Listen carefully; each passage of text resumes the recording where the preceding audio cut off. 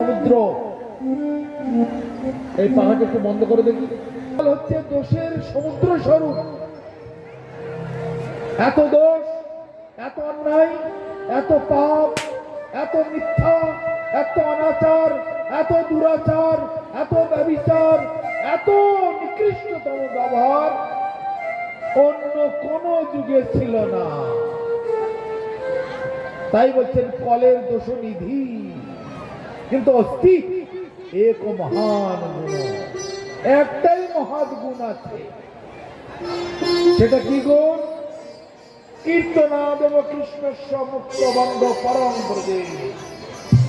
একমাত্র হরিনাম কীর্তনের দ্বারাতে এই কলিযুগের সমস্ত দিন উদ্ধার প্রাপ্তি হয়ে ভগবানের ধামে, নিজের বাড়ি নিজের ঘরে নিত্য ধামেতে গমন করবে।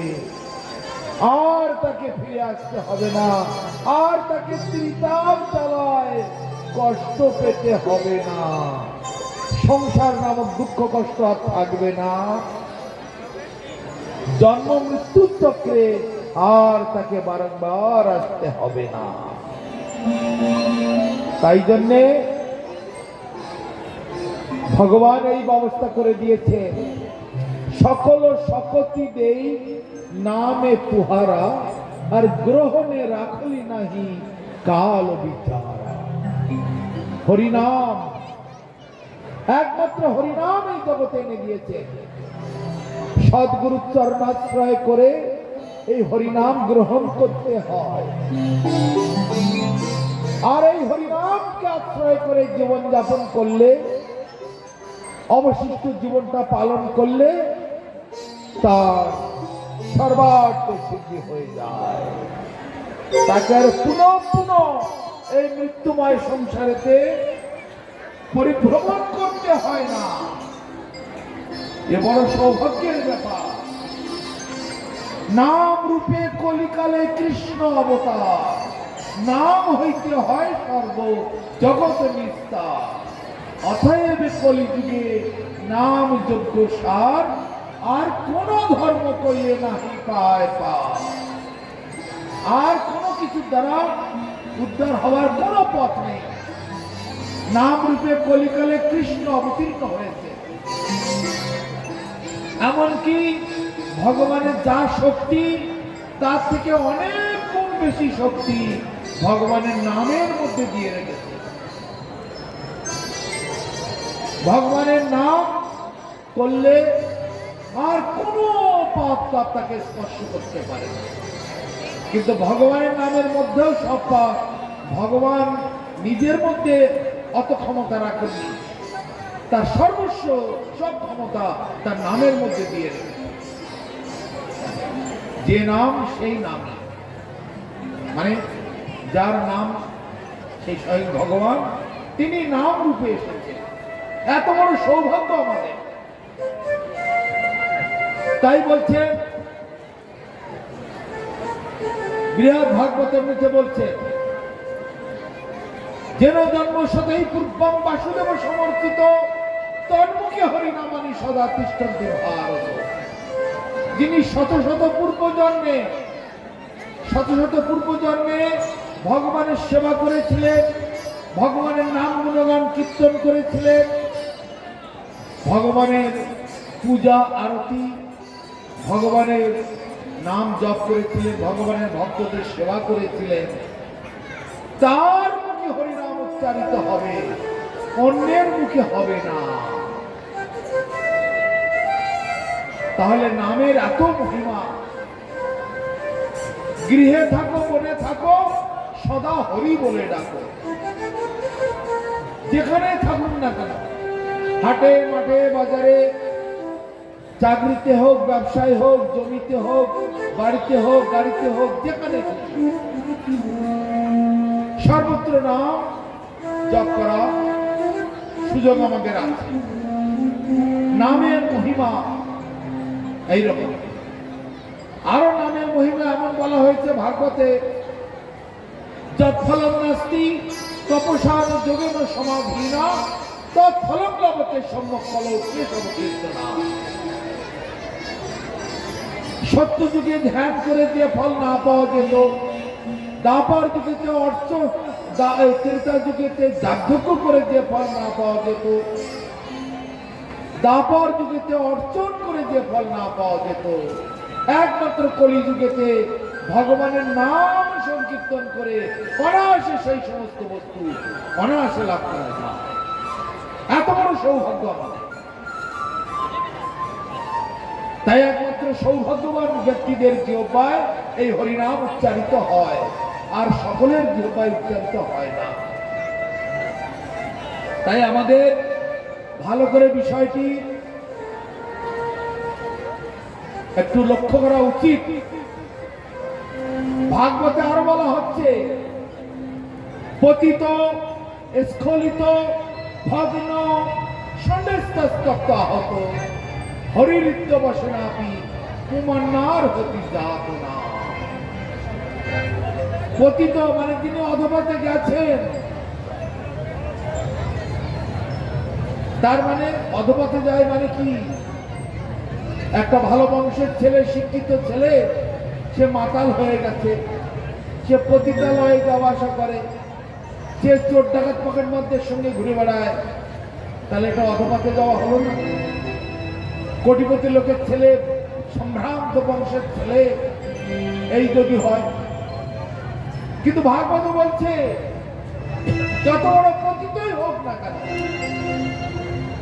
যদি এখনো তার জ্ঞান আছে, এখনো যদি হরিনাম করে, তাহলে তার কি গতি হয়?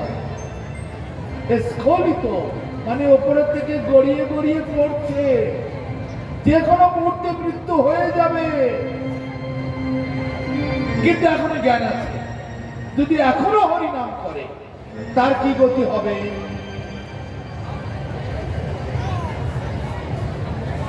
তারপরে বলছে ভগ্ন, পড়ে হাত পা ভেঙে গেছে, কিন্তু এখনো মরিনি, বেঁচে আছে। যদি এখনো হরিনাম করে, তার কি গতি হবে? অথবা সন্ন্যাস্ত, সাপে কেটেছে, বাঘে ধরেছে, ঘরে আগুন লেগে গেছে, বেরোবার পথ নাই, মৃত্যু অবশ্যম্ভাবী, তাহলে তার কি গতি হবে? এখানে শাস্ত্রে বলছে, যদি হরিনামকে আশ্রয় করে, উচ্চৈঃস্বরে হরিনাম করে, তাহলে যমের দূতেরা তার কাছে কখনো পৌঁছতে পারবে না। স্বয়ং ভগবান তার দূতদেরকে পাঠাবে তাকে তুলে আনবার জন্য, কিন্তু যমদূতেরা তার কাছে যেতে পারবে না। তার রক্ষা হবেই হবে, এত বড় যত বড় বিপদ হোক না কেন। এইটাই কলিযুগের জন্য ভাগবতে বলা আছে।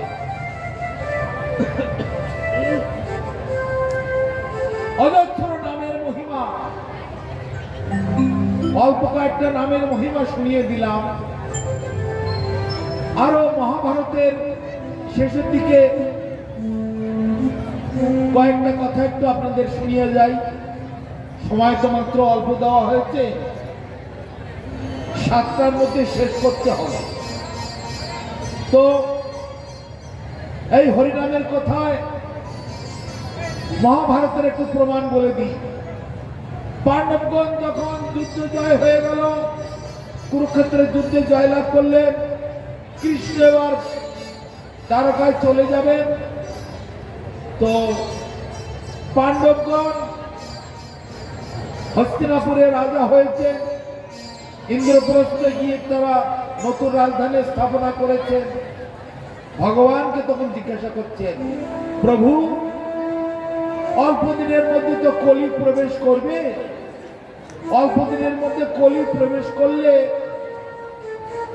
কলির স্বভাবটা কেমন হবে? তখন ভগবান বলছেন, ঠিক আছে, আগামীকাল আমি বলবো। তোমরা আজকে 5 ভাই 5 দিকে গমন করো। তখন হিমালয়ের পাদদেশে তারা অবস্থান করছে। যুধিষ্ঠির, ভীম, অর্জুন, নকুল আর সহদেব, এই 5 ভাই,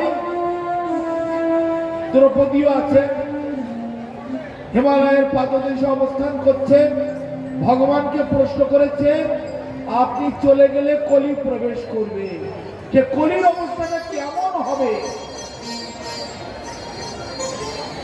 ভগবান বললেন আগামীকাল তোমরা উত্তর পাবে, আজকে তোমরা চলে যাও, এই জঙ্গলের ভিতরে সারাদিন তোমরা ঘোরো। 5 ভাই জঙ্গলের ভিতরে 5 দিকে ভালো করে ঘুরে ফিরে এসো, এসে আমাকে খবরটা বলবে, তারপরে আমি তোমাদের প্রশ্নের উত্তর দিয়ে দেব। এটা মহাভারতে আছে। সারাদিন পঞ্চপাণ্ডব সমগ্র ইন্ডিয়ার বিভিন্ন জায়গায় ঘোরাঘুরি করছেন, করে প্রভাতে চলে এসেছেন ভগবানের কাছে। 5 भाई लाइन में दाঁড়িয়েছে, बोलिए बड़े भैया आपका क्या समाचार है, क्या आप देखे हो। যুধিষ্ঠির মহারাজ একটা কথা বললেন, আমি অনেক কিছু দেখলাম, সব থেকে বড় আশ্চর্য হলাম,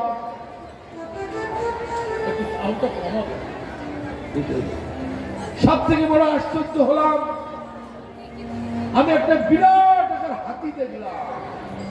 এত বড় হাতি জীবনে দেখিনি। হাতিটা 2 সুর, হাতিতে একটি করে সুর থাকে, কিন্তু আমি একটা হাতি দেখলাম সেই হাতি 2টো সুর। এই 2 সুরওয়ালা হাতি আবার কিরকম, কোথা থেকে এলে এত বড় হাতি। আর এত বড় হাতি বিরাট বড়, যেন 10 তলা বিল্ডিং এর মতো উঁচু। আমি হতভম্ব হয়ে গেলাম, জীবনে এত বড় হাতি জীবনে দেখিনি। এর অর্থটা কি? কৃষ্ণ তখন হেসে বললেন, এই যে গতকাল জিজ্ঞাসা করেছিলেন বড়ে ভাইয়া কলিকাল কেমন হবে, তাই এর একটা প্রমাণ এই হলো। কি? সেটা হচ্ছে এই কলিকালে যত রাজন্য বর্গ আসবে, বড় বড় নেতা কর্তা হবে, তাদের 2টো করে মুখ হবে। কিরকম 2টো মুখ? আসরে দাঁড়িয়ে জনসাধারণের সামনে ভাষণ করবে একটা মুখ, আবার আসর থেকে নেমে পদ্মার আড়ালে গিয়ে তাদের আরেকটি চেহারা। এই হবে কলিযুগের নেতাদের অবস্থা। আগামী যে কলিযুগ, এই হাতির মতো 2 সুরওয়ালা, সব 2টি করে মুখ থাকবে। নেতাদের সামনে গলায় কাপড় দিয়ে একরকম প্রার্থনা করবে, তারপরে পদ্মার আড়ালে গিয়ে তাদের আবার অন্য কারণ। ঠিক আছে, নেতাদের যুধিষ্ঠির মহারাজের প্রশ্নের উত্তর ভগবান দিয়ে দিলেন। এবার ভীমের কথা। ভীমকে জিজ্ঞাসা করছে, মাজলা ভাইয়া আপ क्या देखे हो बोलिए। ভীম বলছে, আমি একটা আশ্চর্যজনক জিনিস দেখলাম। কি জিনিস? সেটা হচ্ছে একটা জায়গায় 6টা কুয়ো আছে, একই পাশাপাশি, 2 হাত অন্তর অন্তর 6টা কুয়ো। তা 6টা কুয়োর মধ্যে 5টা কুয়োতে জল ভর্তি, আর একটা কুয়ো শুকনো। আরে কুয়োর জল কোথা থেকে আসে? পাতাল থেকে কুয়োর জল ওঠে। কুয়োর জল তো আকাশ থেকে ভর্তি হয় না, পাতাল থেকে জল উঠে ভর্তি হয়ে যায়। তো একই জমিতে 6টা কুয়ো আছে, তা 5টা কুয়োয় জল ভর্তি, আর একটা কুয়োয় জল নেই কেন? এ আবার কিরকম? আমি হতভম্ব হয়ে গেলাম এটা দেখে, কিছুতেই বুঝতে পারছি না এ কিরকম জিনিস। তখন কৃষ্ণ একটু হেসে বলছেন, আগামী কলিযুগ কেমন হবে। তোমরা যে জিজ্ঞাসা করেছিলে গতকাল, এটাও তার একটা উত্তর। 6টা কুয়োর মধ্যে 5টা কুয়ো জলে ভর্তি, আর একটা কুয়ো শুকনো। তার মানেটা কি? এই জগতের প্রত্যেকটা ঘরে ঘরে, হয়তো 100 ভাগের মধ্যে 99টা ঘরে একই ঘটনা। কি ঘটনা? শালা শালী, কুটুম্ব, আত্মীয় স্বজন, বন্ধু বান্ধব সকলের ভরণ পোষণ খাওয়া দাওয়া ভোগ বিলাস সব ভালোভাবে হবে, শুধু কেবল মা বাবার সেবাটা হবে না। এই হচ্ছে কলিযুগের একটা চেহারা। মা বাবার কপালে ভাত জুটবে না, মা বাবারা রাস্তায় মাথা ঠুকে মরবে, নাই বৃদ্ধাশ্রমে যাবে। ছেলে বড় অফিসার হয়েছে, বউ মাইনাছে, সেবা রাখা অফিসার, গাড়িতে করে যাওয়া আসা করে, কোটি কোটি টাকার বাড়ি করেছে, কিন্তু মা বাবার ভাত নেই। মা বাবা কোথায়? ওই বৃদ্ধাশ্রমে।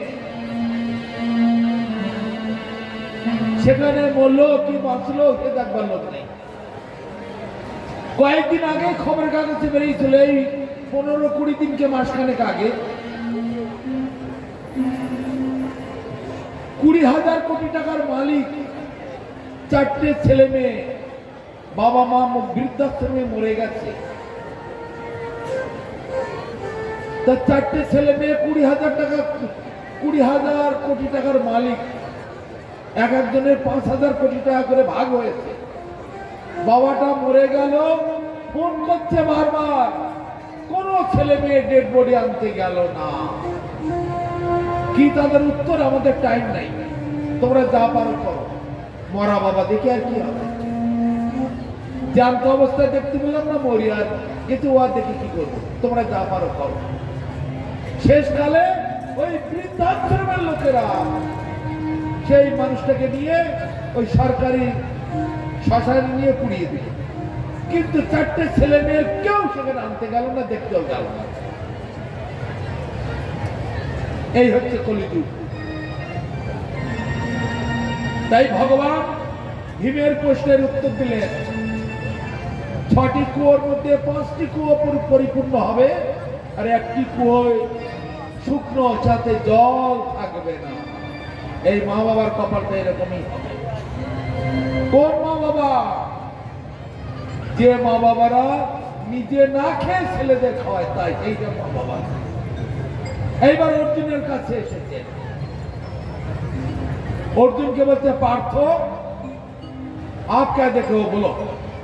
পার্থ বলছে, আমি একটা বিচিত্র জিনিস দেখলাম। কিরকম বিচিত্র জিনিস? বলে, একটা গাভী তার বাচ্চা হয়েছে। গাভীর বাচ্চা হলে কি হয় আপনারা জানেন? কোনো মানুষ কাছে যেতে যায় না, হুঁশহাস করে গুঁতো মারতে আসে। একটা কুকুর পর্যন্ত, বিড়াল পর্যন্ত, পাখি পর্যন্ত কাছে যেতে দেয় না। একটা বিড়াল হোক, পাখি হোক, কুকুর হোক, যে যাবে তাকে গুঁতো মারতে চলে আসে। এমনকি মানুষও পর্যন্ত যেতে পারে, এত আদর। তাই গাভীটার বাচ্চা হয়েছে, বাচ্চাটাকে খুব আদর করে চাটছে, চাটতে এমন চাটা চাটছে তার গায়ের লোমগুলো সব ছিঁড়ে গিয়েছে। তারপরে চামড়া ছিঁড়ে গেল, চামড়া ছিঁড়ে রক্ত বেরোচ্ছে, রক্তগুলোকে চেটে চেটে খাচ্ছে।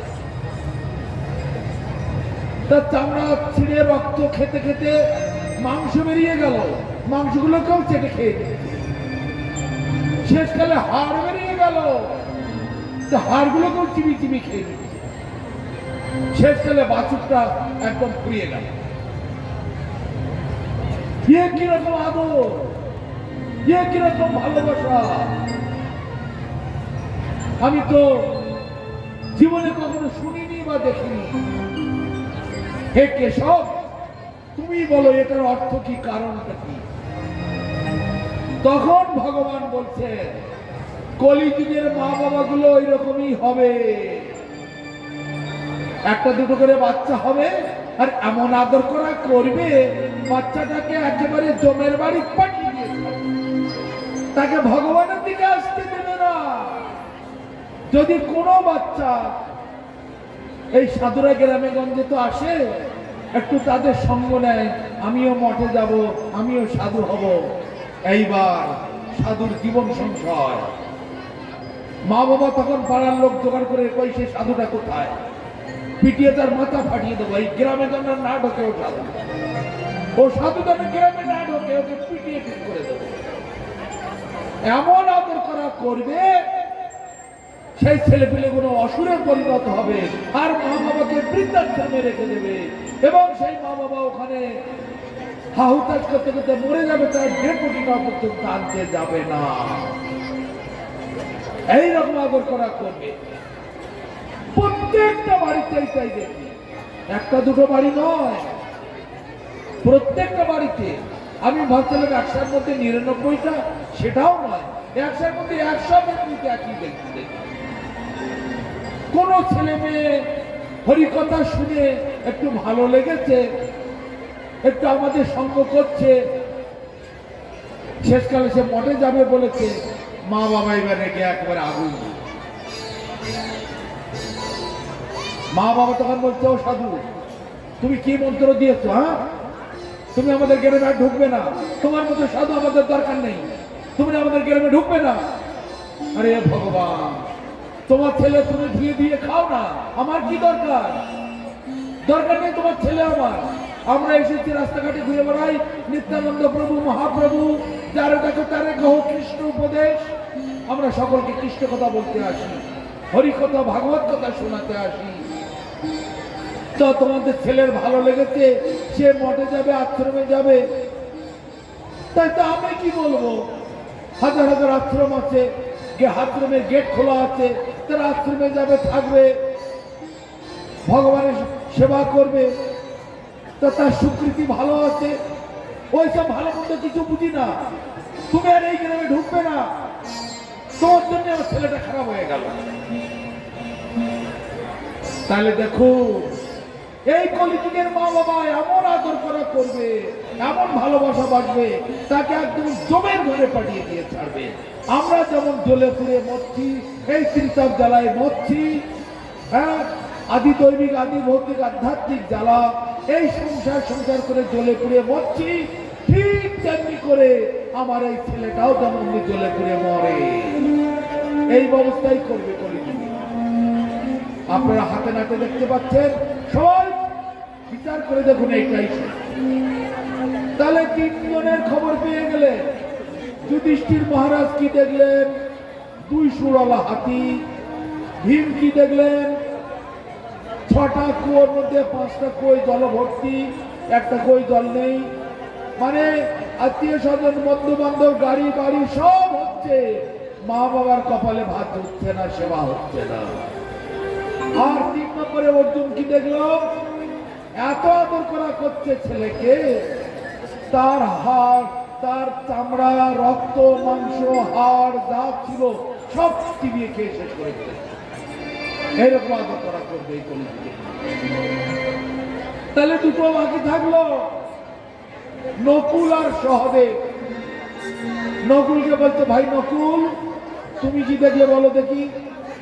নকুল বলছে, আমি এক অপূর্ব জিনিস দেখলাম, ইতিপূর্বে কখনো শুনিনি বা দেখিনি। বলে কি? আমি জঙ্গল ঘুরে ঘুরে বেশি হয়ে যাচ্ছে, সাউন্ডটা কান ফুটে যাচ্ছে, একটু কম চাও। তো আমি সারা জঙ্গল ঘুরে গঙ্গার পাশ দিয়ে যখন আসছিলাম, গঙ্গায় থেকে একটা মরা ভেসে যাচ্ছে। সেই গঙ্গায় মানুষটা মরে ঢোল হয়ে গেছে। তারপর একটা পাখি বসে আছে, সেই পাখি গায়ে, সারা গায়ে লেখা আছে হরে কৃষ্ণ কৃষ্ণ কৃষ্ণ হরে হরে, হরে রাম রাম রাম হরে। সারা গায়ে হরে কৃষ্ণ লেখা, কিন্তু পাখিটা মরার উপরে বসে কি করছে? ওই মরার গায়ে যে বড় বড় পোকাগুলো আছে না, সে পোকাগুলো খুঁজে খুঁজে বাবা, কি কাণ্ড! পাখিটার সারা গায়ে হরে কৃষ্ণ লেখা, মহামন্ত্র লেখা, তার ডানায়, তার পায়ে, তার মাথায়, তার কপালে, তার বুকে, তার পিঠে, সারা গায়ে লেখা হরে কৃষ্ণ কৃষ্ণ কৃষ্ণ হরে হরে, হরে রাম রাম রাম হরে হরে। কিন্তু মরার উপরে বসে আছে, আর মরার গায়ে বড় বড় পোকাগুলো কিলবিল করছে, এই পোকাগুলো খুঁজে খুঁজে খাচ্ছে। যার গায়ে হরে কৃষ্ণ লেখা, তার কেউ পোকা ছাড়া কে খাবার কিছু জুটছে না। কিরকম অলৌকিক কাণ্ড!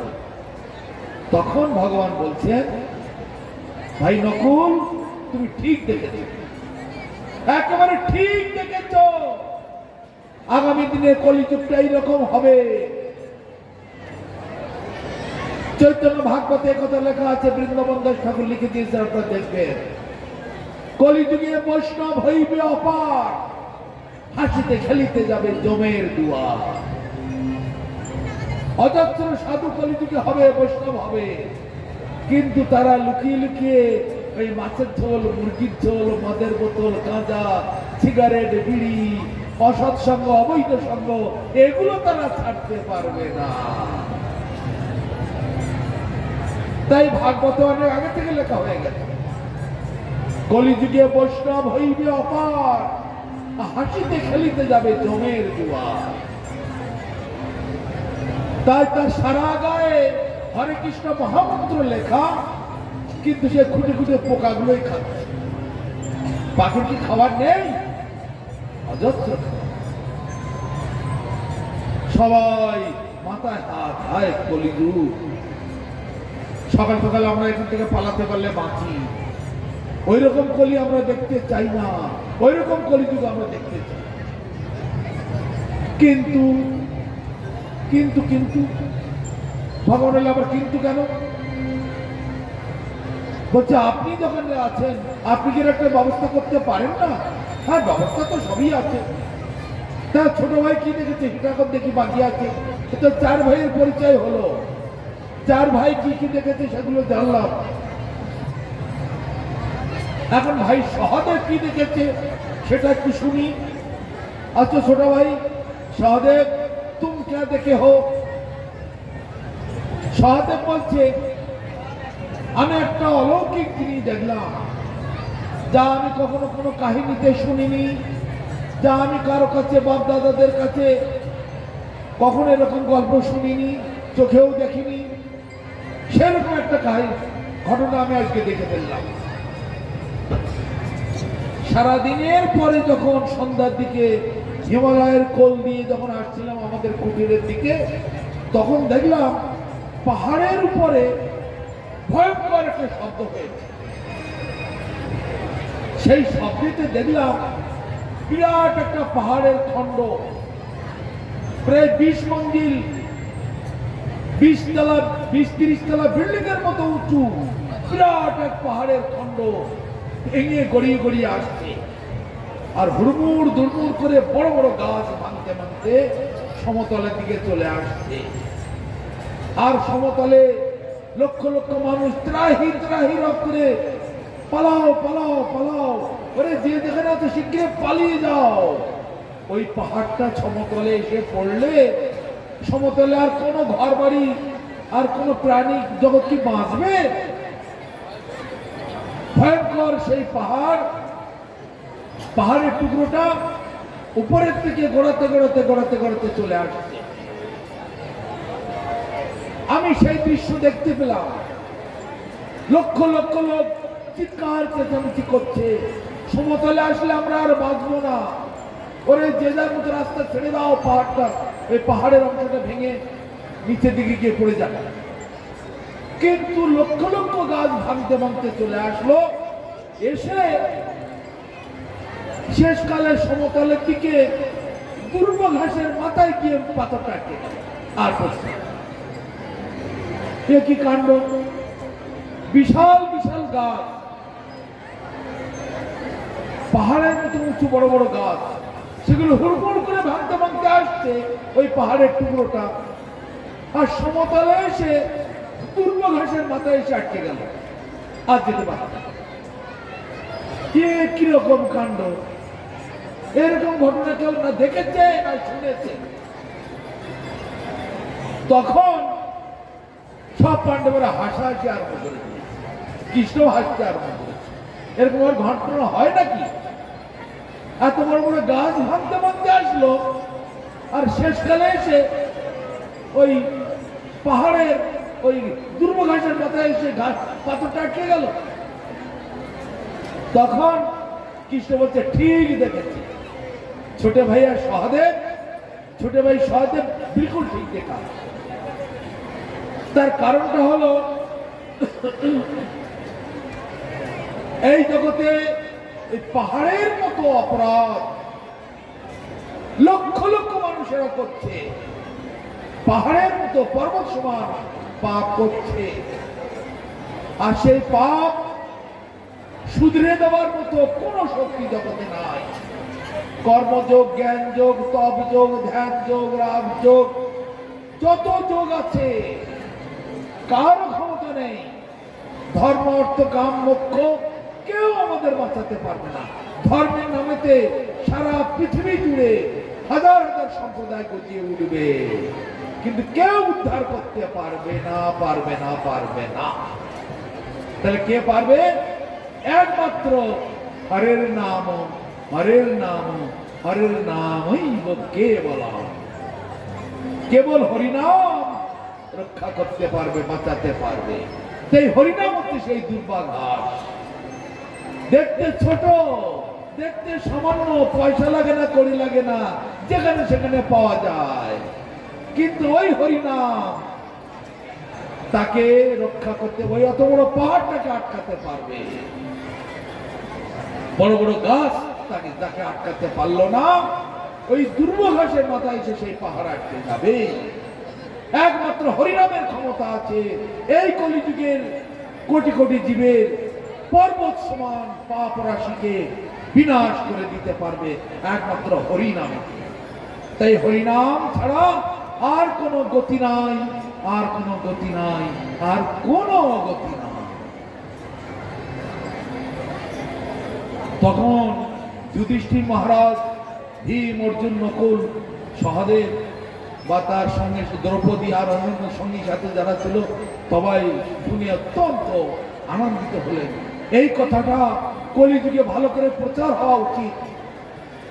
তখন ভগবান বললেন, ঠিক যথা সময়ে ব্যাসদেব আসবেন, ব্যাসদেব এসে ভাগবত রচনা করবেন, করে জগতে এই হরিনামের মহিমা বিপুল ভাবে বিতরণ করবেন, অজস্র গ্রন্থ রাশি জগতে প্রকাশ করবেন, জগৎবাসী সেটা পাবে।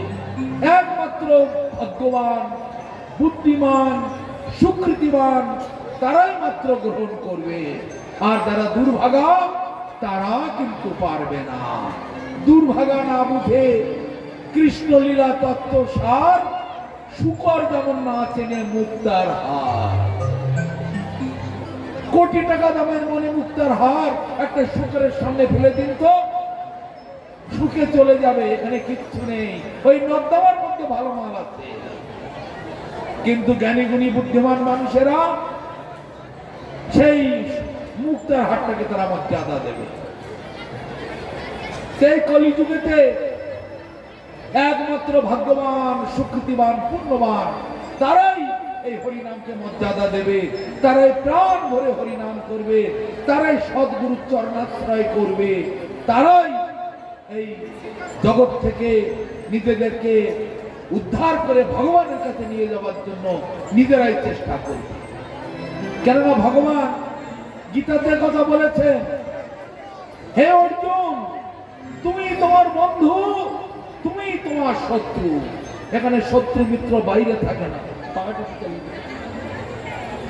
শত্রু মিত্র বাইরে থাকে না, তুমি তোমার বন্ধু আর তুমি তোমার শত্রু। গীতাতে বলছেন, উদ্ধরেদ আত্মনা আত্মনাম ন আত্মনাম অবসাদয়ে আত্মাই বা আত্মনা বন্ধুর আত্মাই পরিত্রাত্মন। যতটা উপকার তুমি তোমার জন্য করতে পারো, এত উপকার আর পৃথিবীতে কেউ তোমার জন্য করতে পারবে না। আর যতটা ক্ষতি তুমি তোমার জন্য করতে পারো, এত ক্ষতি আর এই পৃথিবীতে কেউ তোমার করতে পারে না। তোমার উপকার তুমি করতে পারো, তোমার ক্ষতি তুমি করতে পারো। তাই তুমি তোমার বন্ধু, তুমি তোমার শত্রু। এখানে শত্রু মিত্র আর কেউ নাই।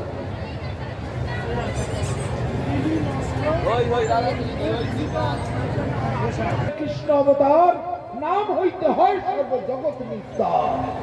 অতএব কলিযুগে নাম যোগ্য সার, আর কোন ধর্ম কইলে নাহি পায় পার। তাহলে সেই নাম গ্রহণ করতে গেলে এমনি সাধারণভাবে আমরা নাম জপতে পারি, কিন্তু তাতে আমাদের একটু স্বীকৃতি হবে, পরিপূর্ণ প্রাপ্তি হবে না। যেমন বাজার থেকে বই কিনে পড়লে আমাদের একটি জ্ঞান বুদ্ধি হবে, কিন্তু সার্টিফিকেট পাওয়া যাবে না। যে সার্টিফিকেটের আশায় আমরা চাকরি পাবো, ব্যাংকের চাকরি পাবো, বড় অফিসের চাকরি পাবো, সেইগুলি হবে না। এই একটি জ্ঞান বুদ্ধি হবে। তেমনি বাজারে হরিনাম চলছে, লোকমুখে হরিনাম শুনছি, তাই শুধু আমরা করলে আমাদের একটু স্বীকৃতি হবে, কিন্তু ভগবান ধামে গমন প্রাপ্তি সেটা আর হবে না।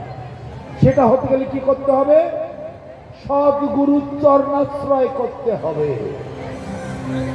সদ্গুরু চরণাশ্রয় করে তার কাছ থেকে হরিনাম গ্রহণ করলে তবেই আমার ভগবানের কাছে যাওয়ার রাস্তাটা পরিষ্কার হয়ে যাবে। যেমন বটবৃক্ষের নিচে লক্ষ লক্ষ বীজ পড়ে, কিন্তু একটাও চারা হয় না, গাছ হয় না। ওই বটবৃক্ষের বীজ বিশেষ কোনো পাখি যখন বীজটা খায়, খেয়ে শরীরের ভিতরে প্রসেসিং হয়, প্রসেসিং হওয়ার পরে সেই পাখিটি বড় 20 তলা 50 তলা বিল্ডিং এর উপরে গিয়ে বীজটা ত্যাগ করলো, মনুমেন্টের উপরে গিয়ে বীজটা ত্যাগ করলো, দিল্লির কুতুব মিনারের উপরে গিয়ে বীজটা ত্যাগ করলো, সেখানে গাছ হবে। কিন্তু গাছ তলায় লক্ষ লক্ষ ফল হয়েছে, সেখানে চারা হবে না। কেন? সেটা প্রসেসিং হয়নি। আমাদের গুরু মহারাজ আরেকটি উদাহরণ দিতেন। হোমিওপ্যাথিক ডাক্তার আছেন, এই আমাদের চন্দ্রশেখর বাবুর মতো হোমিওপ্যাথিক ডাক্তার। ও গোলাবিউজ বাজারে কেজি দরে পাওয়া যায়, চিনির দানা ওটা। সে গোলাবিউজ কিনে মুঠো মুঠো খেলে রোগ সারে না, তাই কিনা ডাক্তারবাবু? বাজার থেকে গোলাবিউজ কিনে মুঠো মুঠো খেলে রোগ সেরে যাবে? কেন সারবে না? আপনি সেই গোলাবিউজ শিশির মধ্যে ভরেছে, এর মধ্যে ওষুধ ঢেলে দেবেন, এই তো। কিন্তু সেই ওষুধ দেওয়া গোলাবিউজ আর বাইরের গোলাবিউজ দেখতে একই সমান, কিন্তু বাইরের গোলাবিউজ খেলে কাজ হবে না। ডাক্তার যেটাতে ওষুধ ঢেলে মিশিয়ে দিয়েছেন, সেই গোলাবিউজটা খেলে আমার রোগ সারবে। তো সেই রকম বাজারে অজস্র নাম পাওয়া যায়, সেই নাম করলে আমার স্বীকৃতি হবে, কিন্তু ভগবানের কাছে পৌঁছতে আমি পারবো না সদ্গুরু চরণাশ্রয় ব্যতীত। তা যাই হোক, ডাক্তারবাবু কতটা সময় দিতে পারবেন? হ্যাঁ, সাতটা প্রসঙ্গ করার ফলে আমাদের যে জ্ঞান হয়, তার দ্বারা আমরা বুঝতে পারি দীক্ষা মানে কৃষ্ণ দাস্য, বুঝে নেয় মন, জন্ম জন্মান্তরের প্রভু কৃষ্ণ একমাত্র ধন। কৃষ্ণ ছাড়া অন্য কিছু নাহি প্রয়োজন, কৃষ্ণ ছাড়া অন্য কিছু নাহি অভিলাষ, কৃষ্ণ থেকে দূরে গেলে হবে সর্বনাশ। এই মর্মে কৃষ্ণ কৃপা পাইতে চাই সদ্গুরু, আর তার চরণাশ্রয় করলে পরে দীক্ষা হয় শুরু। আর যে দীক্ষার নেই তিলক মালা, জপের মালা, হরিনাম, সে দীক্ষা নেই এই বাজারে কোনো দাম। ধর্মের নামে দীক্ষা নিয়ে পরমার্থের নাম নেই, পশুর মতো কাটলে জীবন, এ ব্যবসার দাম নেই। ধর্মকর্ম লোক দেখানো, কাজের বেলায় জিরো, আর এমন ধর্ম কলিযুগে করছে যাতে হিরো। কপাল পোড়া মানুষগুলি তাদের পিছে ঘোরে, এই দুর্লভ জীবন হাতে পেয়েও অকাল এসে মরে। শোনো বন্ধু, দীক্ষা নেবে আপন ঘরে যেতে, এইসব নকল বিষয় ছাড়তে হবে আসল অর্থ পেতে। তাই মহাপ্রভুর শিক্ষা দীক্ষায় জীবন করো সার, শ্রী রূপাঙ্গ সম্প্রদায় করো অঙ্গীকার। এই হলো দীক্ষা। আমি অনেক লোককে বলেছি, কিন্তু তারা বলে আমার দীক্ষা হয়ে গেছে। তা তোমার গলায় মালা কোথায়, তিলক কোথায়? আমাদের গুরু বলেছে সব লাগবে না। বারবার তোর বিয়ে হয়ে গেছে, তোর শাখা নেই, সিঁদুর নেই, শাড়ি নেই, ঘর নেই, শ্বশুর নেই, বর নেই, তাতে কিসের বিয়ে তোমার? তা আমাদের গুরু এটা বলেছে। এরকম তো হয় নাকি? সমাজকে এটা মেনে নেবে? আছে একটা সিস্টেম আছে। তো সময় কমের জন্য আর বেশি এগিয়ে যাচ্ছি না। সদ্গুরুর চরণাশ্রয় করে দীক্ষা গ্রহণ করলে আপনাদের মঙ্গল হবে, কল্যাণ হবে, আপনাদের দুর্লভ মনুষ্য জীবন সার্থক হবে। এই হচ্ছে শেষ কথা। এখন যাই ঘন্টা দেড় দুই যাই একটু কথাবার্তা অল্প কিছু হলো। তো যদি আপনাদের কারো কোনো প্রশ্ন থাকে আপনারা জিজ্ঞাসা করতে পারেন। যতটুকু সময় আছে আমি চেষ্টা করবো তার মধ্যে আপনাদের যদি কারো কোনো প্রশ্ন থাকে আমি সেটা আপনাদের যথাসাধ্য গুরু কৃপাতে আপনাদের উত্তর করবার চেষ্টা করছি। আছে কারো কোনো প্রশ্ন, কোনো জিজ্ঞাসা, কোনো সংশয়, কোনো সন্দেহ? আর যদি বলেন আপনারা সবাই ভালোভাবে বুঝে গেছেন তাহলে আমি খুব খুশি হলাম, আর কোনো চিন্তা নাই।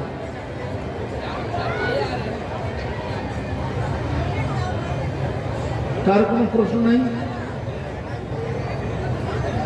ভজন, এবার আমরা ভজন কীর্তন করে আমরা এখন যদি কোনো প্রশ্ন না থাকে, জিজ্ঞাসা না থাকে, তাহলে এখন আমরা একটু কীর্তন ভজন করে এখানে বিশ্রাম দেব। পরবর্তীকালে আবার অন্য কি আপনাদের প্রোগ্রাম আছে সেইগুলি হবে।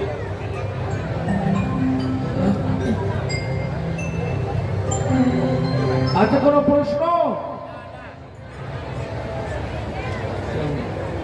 তাহলে চলে আসুন।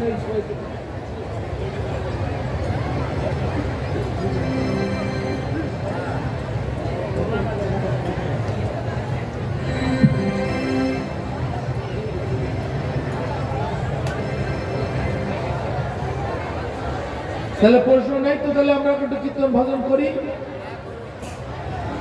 কেননা কর্তৃপক্ষ তরফ থেকে এখন আদেশ হয়েছে 5 মিনিটের মধ্যে সমাপ্ত করতে হবে। সেই জন্য আমরা আর বেশি আগে যাচ্ছি না। হরে কৃষ্ণ। হরিনাম গায় গোরা মধুর স্বরে, হরিনাম গায় গোরা মধুর স্বরে, হরিনাম গায় গোরা মধুর স্বরে। হরে কৃষ্ণ হরে কৃষ্ণ কৃষ্ণ কৃষ্ণ হরে হরে, হরে রাম হরে রাম রাম রাম হরে হরে, হরে কৃষ্ণ। সবাই বলুন কৃষ্ণ কৃষ্ণ হরে হরে, হরে রাম হরে রাম রাম রাম হরে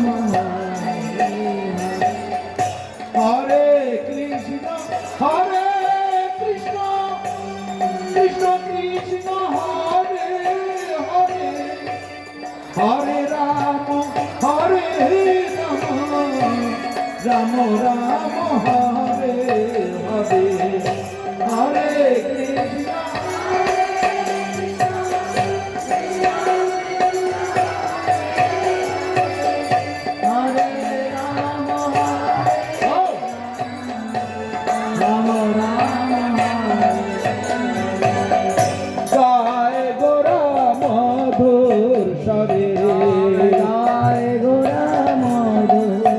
হরিনাম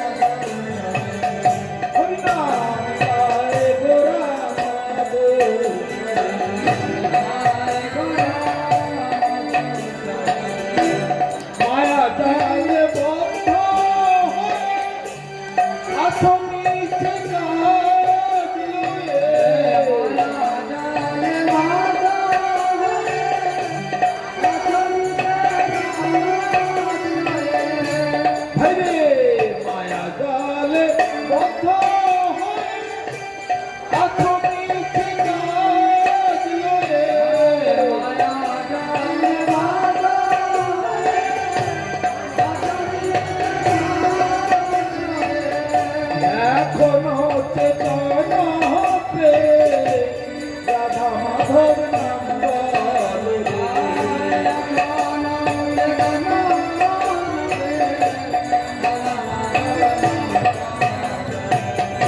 এখনো চেতন হবে হরে কৃষ্ণ নাম জপে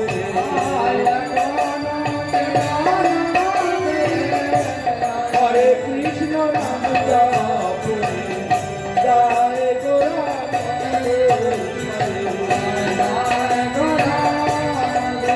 হরি নাম জয় গোরা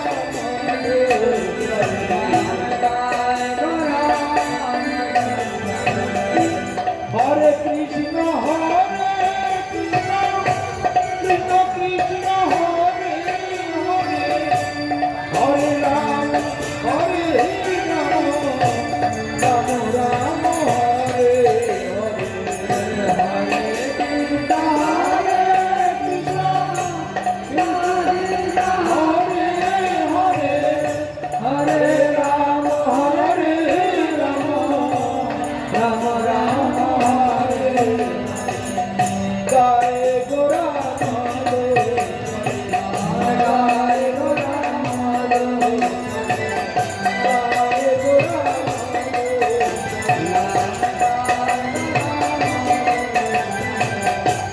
জীবন হইল শেষ, না ভজিলে ঋষিকে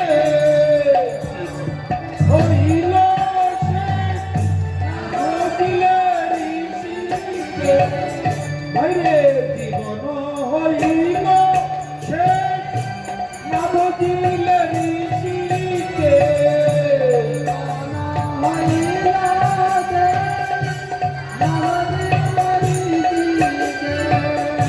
ভগতি বিনোদ এই উপদে একবার নাম রসে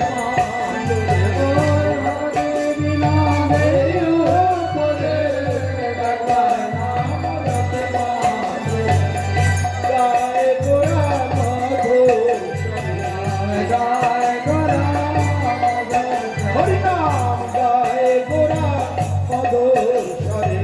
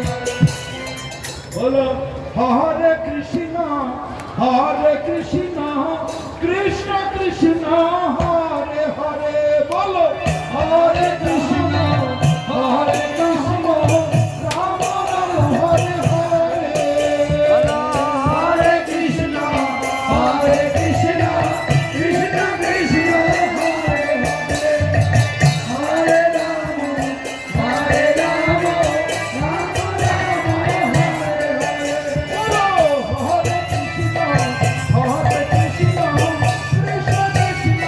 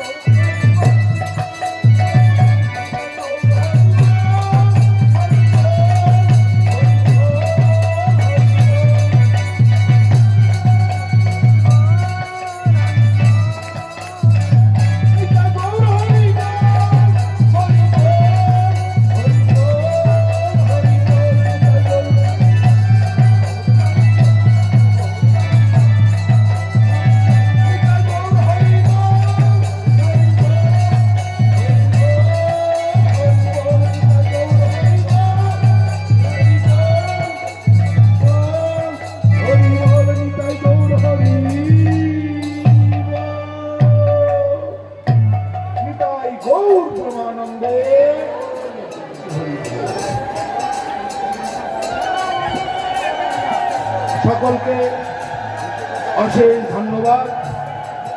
আপনারা সবাই যে আমাকে কৃপা করেছেন, একটু আপনাদের সকলের সঙ্গে মিলেমিশে হরিনাম করার সুযোগ দিয়েছেন, এবং আমি আপনাদের সঙ্গে মিলেমিশে একটু হরিনাম করতে পেরেছি, তাতে আমি নিজেকে ধন্য মনে করছি। এবার আমাদের অন্তিম একটি কার্য আছে। আমরা অনুষ্ঠানের শেষে বৈষ্ণবদেরকে আমরা দণ্ডবাদ প্রণাম করে থাকি, তাই অন্তিমেতে আপনাদের সকলকে জানাচ্ছি দণ্ডবাদ প্রণাম। বাঞ্ছা কল্পতরুভ্যশ্চ কৃপা সিন্ধুভ্যো এব চ পতিতানাং পাবনেভ্যো বৈষ্ণবেভ্যো নমো নমঃ। সকল বৈষ্ণব চরণে মোর নমস্কার। ইতে কিছু অপরাধ না হোক আমার। হইয়াছেন হইবেন প্রভুর যত ভক্তজন, বন্দনা করি আমি সবার চরণ।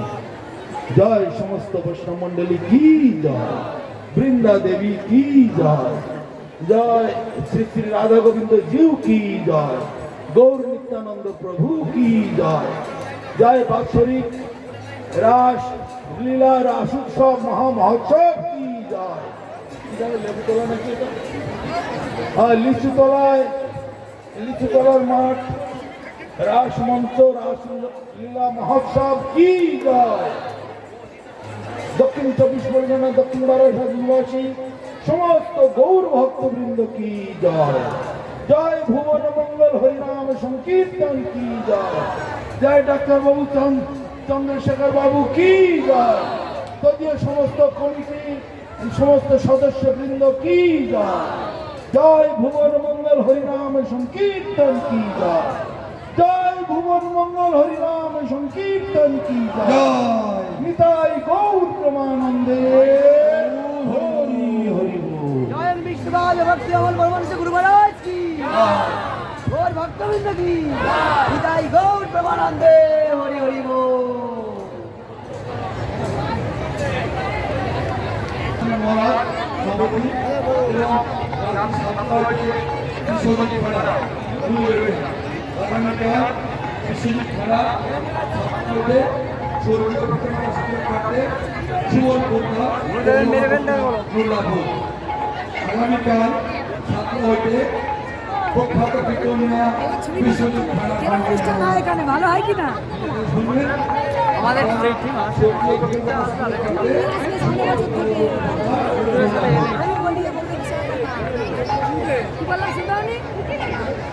এবং আমাদের বিশ্ববিদ্যালয়ের মাটির গান ভবন গান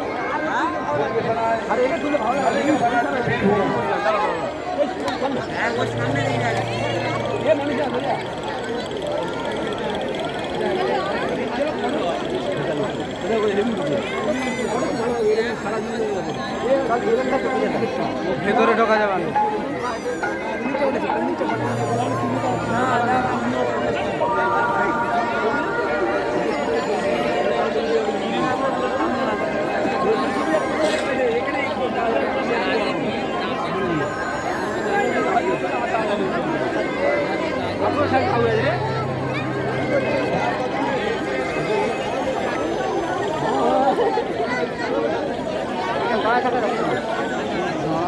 খুব দাম